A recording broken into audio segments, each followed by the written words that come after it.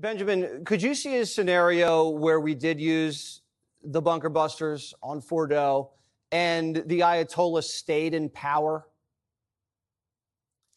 Look, it's a fascinating question. This is the big question. I think everyone knows that regime change is not going to come forcefully, that you have to put in place that to happen domestically inside Iran. And those things are already happening. But look, they've taken away the leadership of the military. And many people say, yes, the Ayatollah is the supreme leader, but actually it is the IRGC, the Revolutionary Guard. They're the ones that have controlled the country. If you take those out, and many of them have already been gone, if you take out the Ayatollah or some of the mullahs, which Israel might do, then that leaves a huge vacuum. But the question is, who fills the gap?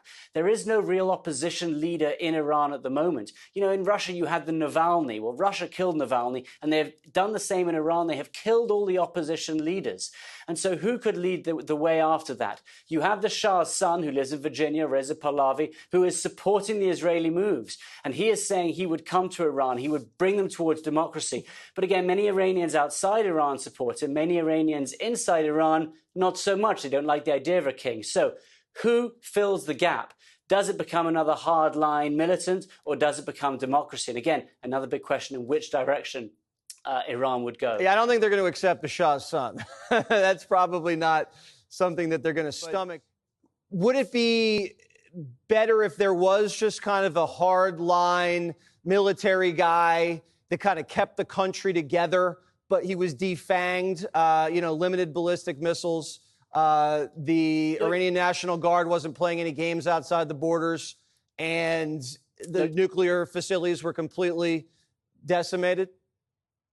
I mean, it's hard to see someone in the military who could play that role. I've spoken to so many Iranians over the last week, people inside Iran. It is the military that they can't stand. If there's going to be a change, a positive change, it has to be away from the military.